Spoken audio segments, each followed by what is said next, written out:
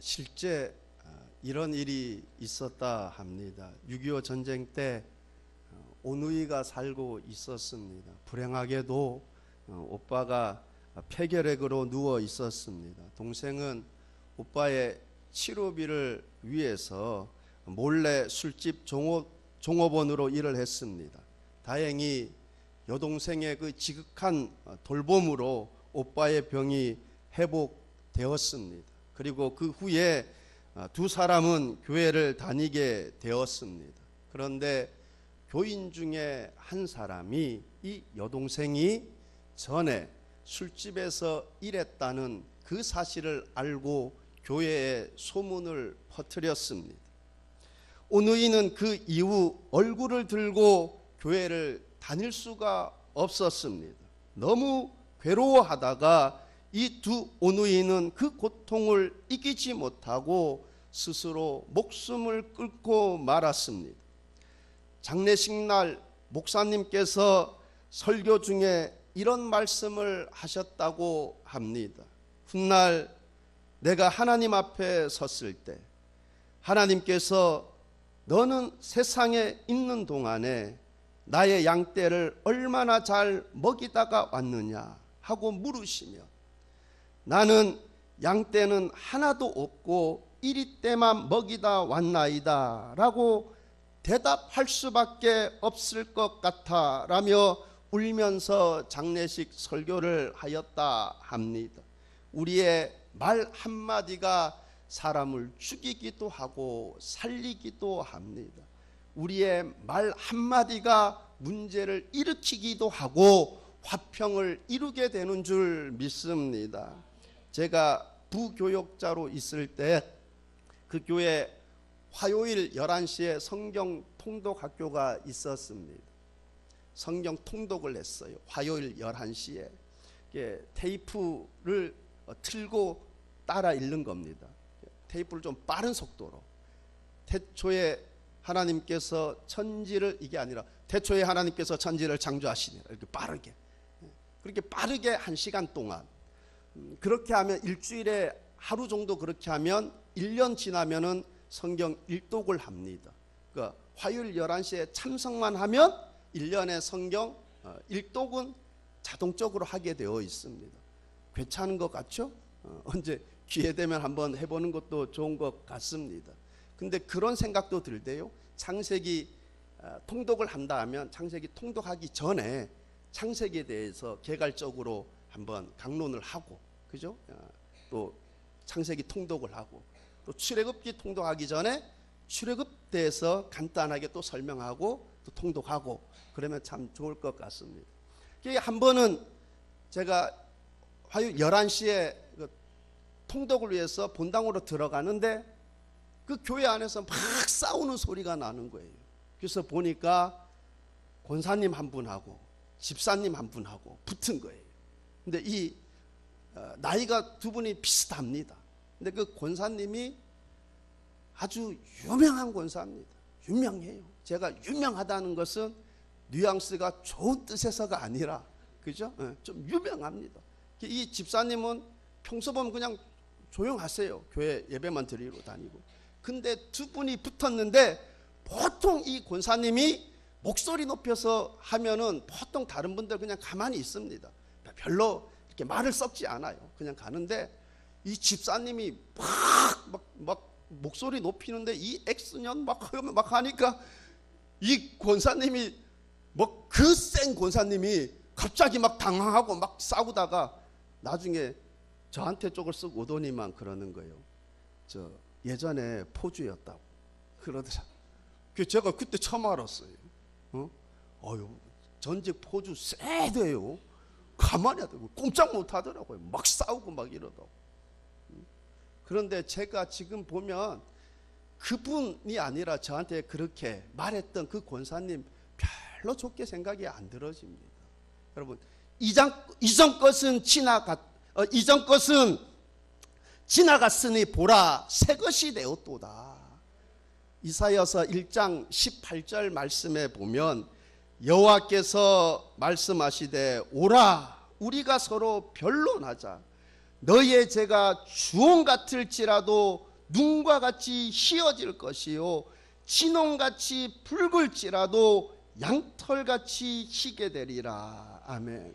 너희 죄가 주홍같이 붉을지라도 희어질 것이요 진홍같이 붉을지라도 양털같이 희게 되리라.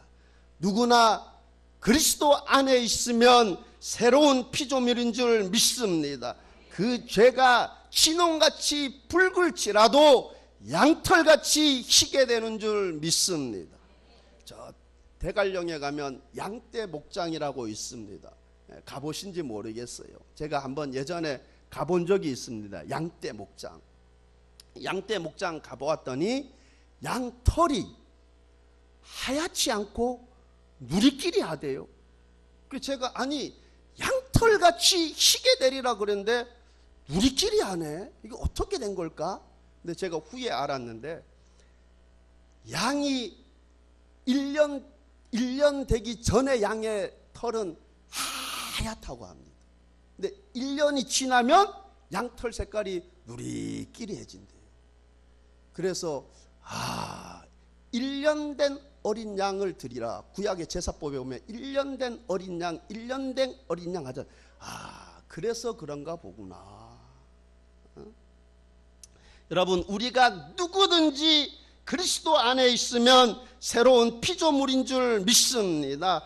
묻은 개를 흉본다고 우리는 다 죄인입니다. 은혜로 죄사함을 받았습니다. 다 죄인 중에 괴수입니다. 교만한 마음을 벗어던질 수 있기를 바랍니다. 로마서 12장 18절 말씀입니다. 할 수 있거든 너희로서는 모든 사람과 더불어 화목하라. 할 수 있거든 너희로서는 모든 사람과 화목하라. 모든 사람과입니다. 레위기서에 보면은 제사법이 나옵니다. 레위기 7장에 보면 화목 제물 드리는 예물 드리는 그 제사 규례에 대해서 나옵니다. 여러분, 화목제는 참고로 말씀드리면 하나님과 사람과 사람 사이의 화평을 위한 제사입니다. 제가 레위기 7장에 보면 화목제 드리는 규례가 나오는데 제가 한번 읽어드리겠습니다. 7장 15절로 18절입니다. 감사함으로 드리는 화목제물의 고기는 드리는 그날에 먹을 것이요 조금이라도 이튿날 아침까지 두지 말 것이니라. 그러나 그의 예물의 제물이 서원이나 자원하는 것이라면 그 제물을 드린 날에 먹을 것이요 그 남은 것은 이튿날에도 먹되 그 제물의 고기가 셋째 날까지 남았으면 불사를 지니 만일 그 화목제물의 고기를 셋째 날에 조금이라도 먹으면 그 제사는 기쁘게 받아들여지지 않을 것이라. 도리어 가증한 것이 될 것이며 그것을 먹는 자는 그 죄를 짊어지리라. 화목제물로 드려지는 제물 그날에 다 먹어야 합니다. 단 서원이나 자원하는 것이라면 이튿날까지 다 먹어야 합니다. 레위기 3장에 보면 화목제물로 드려질 제물에 대해서 나옵니다. 수소나 암소 또는 숫양이나 암양 또는 염소로 드립니다. 제가 어제 인터넷 검색을 한번 해봤습니다.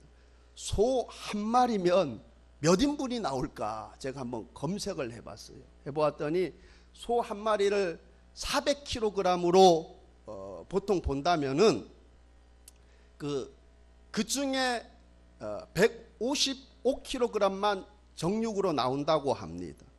우리 음식점에서 보통 1인분을 200g으로 계산을 하지 않습니까? 그러면은 775인분입니다.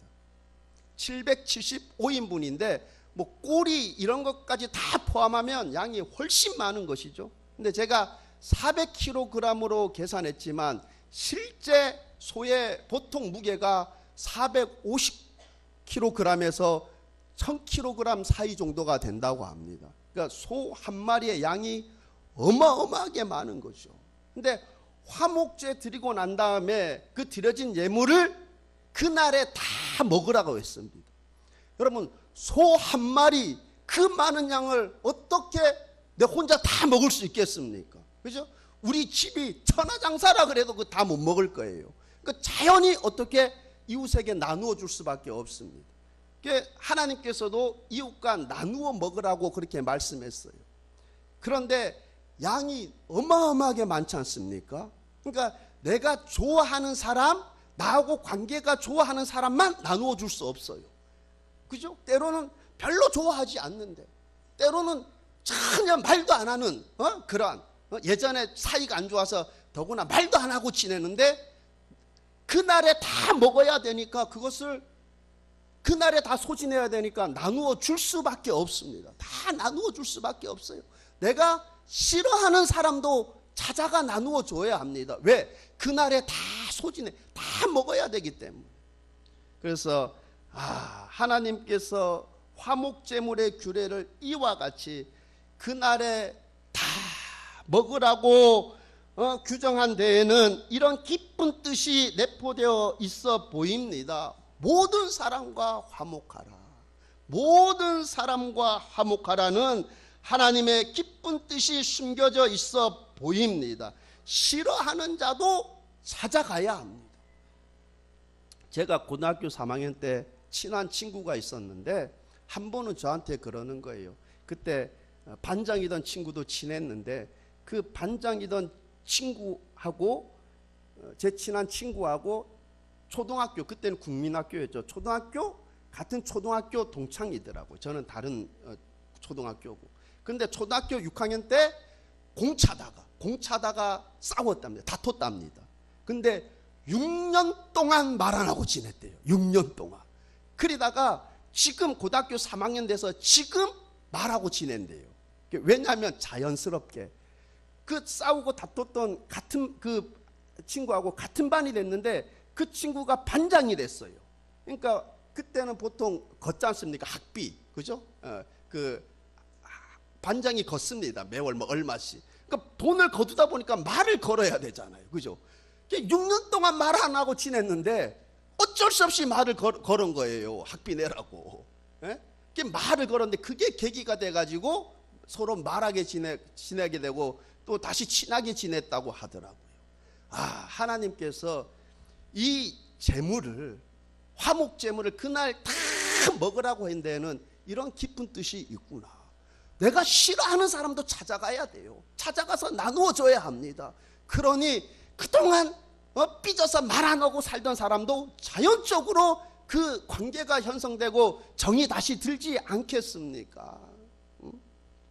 그리고 서원제물, 자원제물은 이튿날까지 먹고 3일 된 고기를 먹는 것 죄가 된다고 했습니다. 3일 된 고기 먹는 것 죄가 된다. 그러면 고기가 3일이 지나서 불결해졌다라고 보기보다는 여러분 3일 동안 고기를 남겨놓았다라는 것은 무엇을 뜻합니까? 자기 싫어하는 사람은 안 찾아갔다라는 거죠. 남았다라는 거죠. 내가 싫어하는 사람 찾아가 화목하지 않았다라는 것입니다. 그것이 죄가 되는 것입니다. 너희는 할 수 있거든 모든 사람과 화목하라. 오늘 말씀에 보면 화평하게 하는 자는 복이 있나니 하였습니다. 화평하게 하는 자는 복이 있나니. 이 화평이라는 단어 우리 잘 알지 않습니까? 히브리어로는 샬롬이잖아요. 샬롬.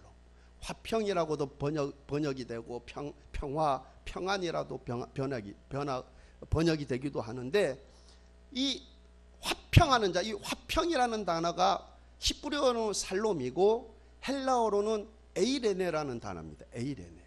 이게 화평하게 하는 자 하면은 에이레네 포이오이라는 단어예요. 그러니까 에이레네하고 포이에오라는 이 두 단어가 합친 겁니다.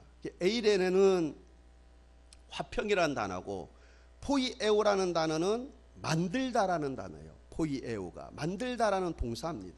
이게 화평하게 하는 자 이래가지고 포이오이로 이렇게 변형된 거예요. 포이오이. 그러니까 화평하게 하는 자는, 화평하게 하는 자 뭐예요? 화평을 만드는 자 얘기하는 거예요. 이거 영어로 뭐라 합니까? 피스메이커라 하잖아. 피스메이커. 화평을 만드는 자. 화평하게 하는 자는 복이 있나니 할 때 피스메이커를 얘기하는 거예요. 피스메이커. 피스 러버가 아닙니다. 평화를 사랑하는 사람이 아니에요. 화평을 사랑하는 사람이 아니고 화평을 만드는 자입니다. 화평을 만드는 자. 반대말이 뭡니까? 영어로 반대말. 피스메이커가 아니고 트러블 메이커잖아요. 문제를 만드는 사람. 이런 사람은 어디를 가도 문제를 만들어요. 저와 여러분은 문제를 일으키는 자가 아니라 화평을 일으키는 자로 부르심을 받았는 줄 믿습니다.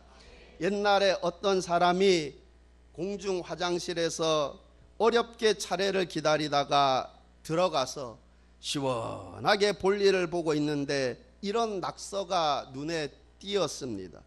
내가 사색에 잠겨 있는 동안 밖에 있는 사람은 사색이 되어 간다. 내가 밀어내기에 힘쓰는 동안 밖에 있는 사람은 조이기에 힘쓴다. 그대 젊은이여 당장 일어나라. 지금 그대가 편히 앉아있을 때가 아니다. 너무 고급 유머여가지고 이해가 잘 안 되시나요?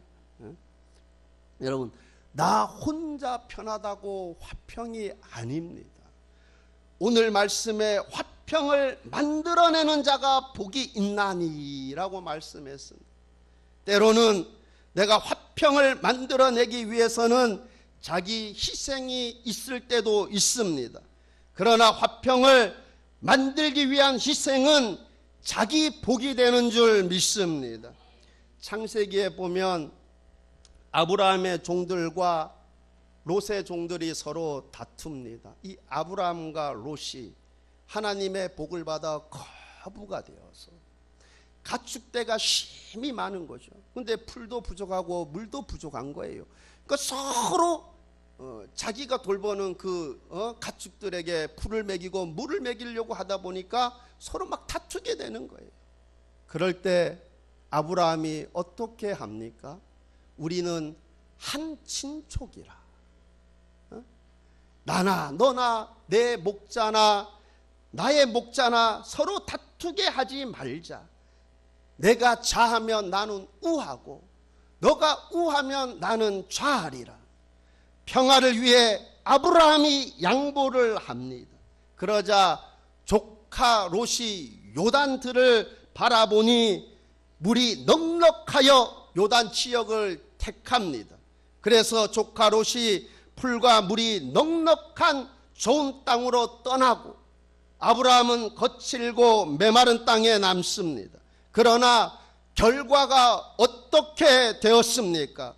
화평을 만드는 자가 손해보는 것 같지만 그러나 결국 하나님이 주시는 복으로 인해 그가 더 점점 흥황해져 가는 줄 믿습니다.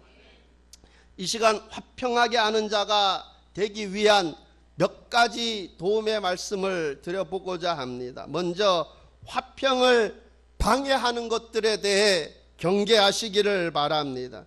출애굽기 로마서 1장 29절로 30절 말씀에 보면 수군수군하는 자요 비방하는 자요 수군수군하는 자, 어떤 사람을 가리켜 말하는 것입니까? 선동하는 사람, 불난데 부채질하는 사람, 싸움을 부추기는 사람 있지 않습니까? 야, 너는 그렇게 당하고도 가만히 있니?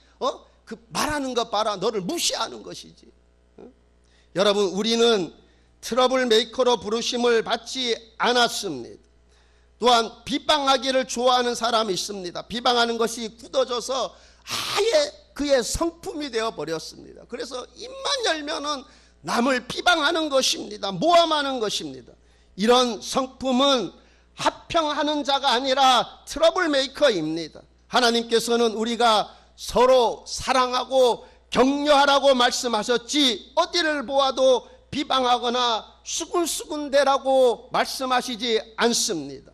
화평케 하는 자가 되기 위해선 수군수군하는 것, 비방하는 것, 이를 악물고 버리고 고쳐야 할 줄 믿습니다. 두 번째, 자기 사랑을 경계해야 합니다. 디모데후서 3장 1절 2절입니다. 너는 이것을 알라. 말세에 고통하는 때가 이르러 사람들이 자기를 사랑하며, 빌립보서 2장 21절 말씀입니다. 그들이 다 자기 일을 구하고 자기를 사랑하고 자기 일을 구하고, 여기에는 화평이 없습니다. 자기를 낮추고 자기를 희생하는 곳에 화평이 있지, 자기 이익만 생각하고 자기 일만 구하는 곳에는 화평이 없습니다. 그러므로 화평하게 하는 자가 되기 위해서 이기심을 과감히 믿음으로 버릴 수 있기를 바랍니다. 세 번째, 교만과 시기를 경계해야 합니다. 교만한 마음은 늘 자신이 우위를 차지하려고 합니다. 그러하기에 거기에는 다툼이 있을 뿐입니다.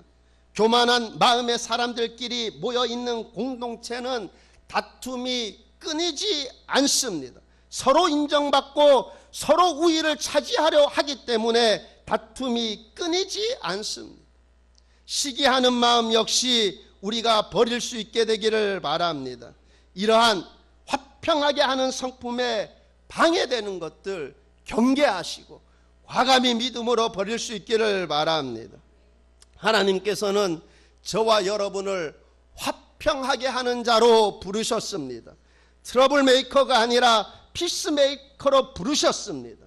그러므로 화평케 하는 것에 대해 방해되는 것들 다 경계하시고 버릴 수 있게 되기를 바랍니다. 그리고 그에게는 복이 있다고 합니다. 화평하게 하는 자, 그에게 복이 있다고 합니다. 어떤 복입니까? 그는 하나님의 아들이라 일컬음을 받을 것이다. 하나님의 아들이라 일컬음을 받게 될 것이다. 하나님으로부터, 세상으로부터 하나님의 아들이라 인정을 받고 일컬음을 받게 된다 말씀합니다. 성경은 하나님의 아들이라는 인정을 받는 자들에게 여러 가지 약속의 말씀들을 해 주셨습니다. 어떤 약속, 어떤 복이 보장되어 있는가 중요한 몇 가지만 제가 말씀드리겠습니다. 첫째, 하나님께서 그를 귀하게 여기십니다. 이사야서 43장 4절 말씀입니다. 내가 내 눈에 보배롭고 존귀하며 내가 너를 사랑하였은즉. 야곱이 요셉과 베냐민을 얼마나 애지중지했는지 창세기 읽어보면 그것이 피부적으로 많이 와 닿습니다. 이렇듯 하나님께서 화평하게 하는 자를 하나님께서 보배롭고 존귀하게 여기시며 아끼신다고 말씀하십니다. 반면에 악인은 찌꺼기같이 버리신다 말씀하십니다. 둘째, 필요한 것을 준비하십니다. 하나님은 하나님의 아들이라 일컬음을 받는 자들을 위해 필요한 것들을 준비해 주십니다. 즉 돌보신다는 말씀입니다. 창세기 48장 15절 말씀입니다.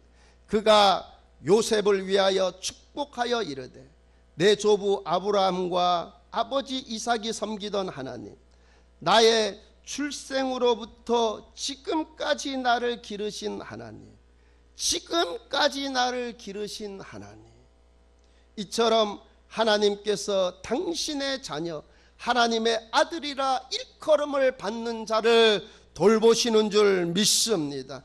거기에 대한 말씀이 마태복음 6장 26절에 너무나 분명하게 약속해 주고 있습니다. 공중의 새를 보라, 심지도 않고 거두지도 않고 창고에 모아 들이지도 아니하되 너희 하늘 아버지께서 기르시나니 너희는 이것들보다 귀하지 아니하냐. 공중의 새도 하늘의 아버지께서 기르시는데 하물며 당신의 아들이라 일컬음을 받는 당신의 자녀들 기르지 않겠느냐. 세상의 지혜, 세상의 지식이 나의 미래를 보장하지 못합니다. 하나님의 약속이 나의 미래를 보장하는 줄 믿습니다. 화평케 하는 자, 하나님의 아들이라 일컬음을 받는 자, 하나님께서, 아버지 되시는 하나님께서 그를 지키시고 먹이시는 줄 믿습니다. 셋째, 위험을 막아주십니다. 하나님께서는 하나님의 아들이라 일컬음을 받을 자녀들에게 닥칠 위험을 막아주십니다. 다치지 않도록 보호해 주십니다. 악으로부터 지키시기 위해 늘 파수꾼을 세워 놓으십니다. 시편 91편 11절입니다. 그가 너를 위하여 그의 천사들을 명령하사 내 모든 길에서 너를 지키게 하심이라. 그가 너를 위하여 그의 천사들을 명령하사 내 모든 길에서 너를 지키게 하심이라. 하나님께서 천사들을 명령하여 내 모든 길을 지키신다 말씀하십니다. 누구를? 화평하게 하는 자에게. 여러분, 모든 일에 있어서 화평을 구하시기를 바랍니다.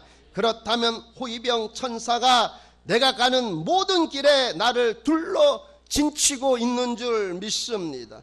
그러하기에 그에게는 화가 미치지 못하고 재앙이 가까이 하지 못하는 것입니다.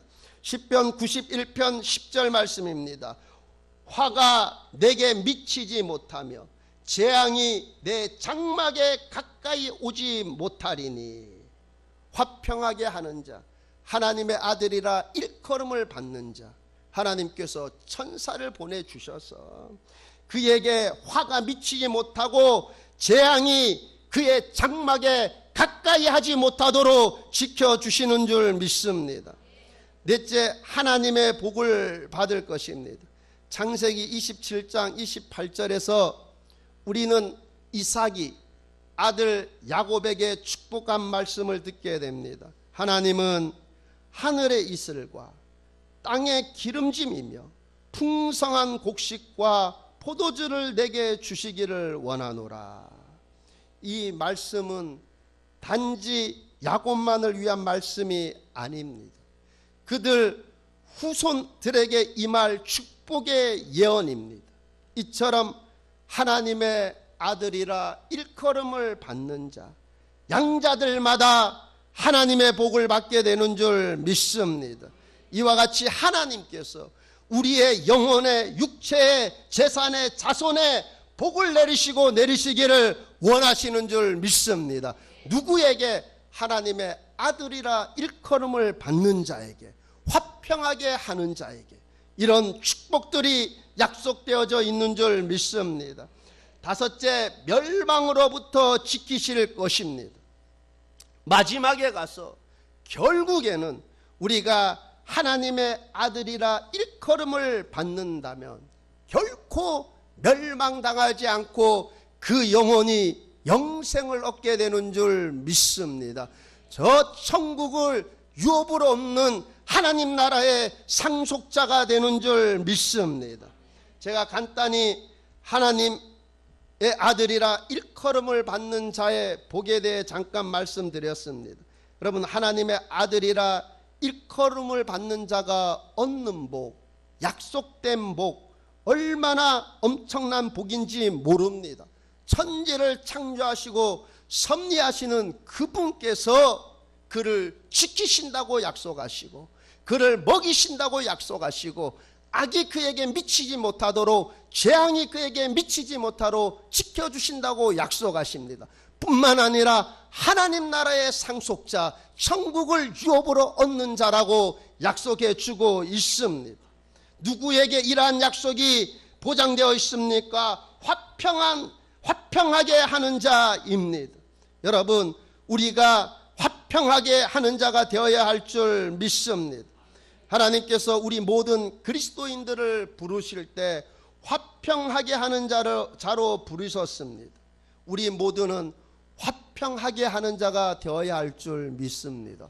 저와 여러분이 어디를 가든지 문제를 일으키는 자가 아니라 화평을 이루는 자가 될 수 있기를 바랍니다.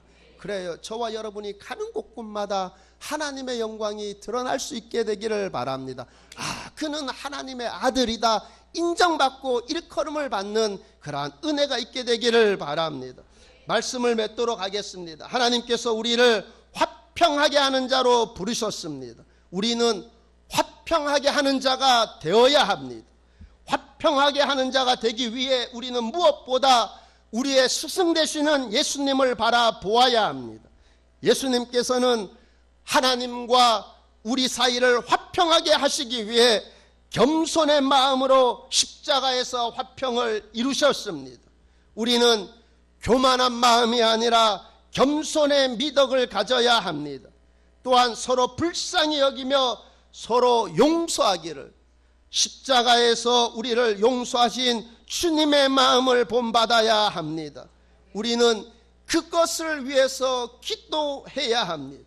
우리 마음속에 비방하고 싶어하는 마음, 자기만을 사랑하는 이기적인 마음, 교만한 마음, 시기 질투하는 이 마음 벗어 던지고 화평의 영이 나에게 내려주시기를 기도해야 하는 줄 믿습니다. 또한 이 땅 위에 다툼이 그치고 화평이 임하도록 기도하시기를 바랍니다. 우리 숨은교회 모든 성도님들은 성령의 새롭게 하시는 은혜로 말미암아 다투려 하는 자가 아니라 서로가 서로를 불쌍히 여기며 용서하며 화평케 하는 자가 되시기를 바랍니다. 그런 복 있는 성도 되시길, 그리하여 하나님의 아들이라 일컬음을 받는 저와 여러분 되시길 우리 주님의 이름으로 축원합니다. 기도하겠습니다. 하나님 아버지, 화평하게 하는 자는 복이 있나니 그들이 하나님의 아들이라 일컬음을 받을 것이며, 하나님 아버지, 내 본심은 화평을 이루는 마음이 아니라 문제를 일으키는 마음, 자기를 사랑하고 남을 배려할 줄 모르고 오직 자기 일만 구하고 비방하기를 좋아하고, 하나님 내 마음을 변화시켜 주시옵소서. 우리 주님 닮은 마음으로 변화시켜 주시옵소서. 그리하여 내가 가는 곳곳마다 화평하게 하는 자가 될 수 있도록 하나님 인도하여 주옵소서. 감사드리며 예수님 이름으로 기도하옵나이다. 아멘.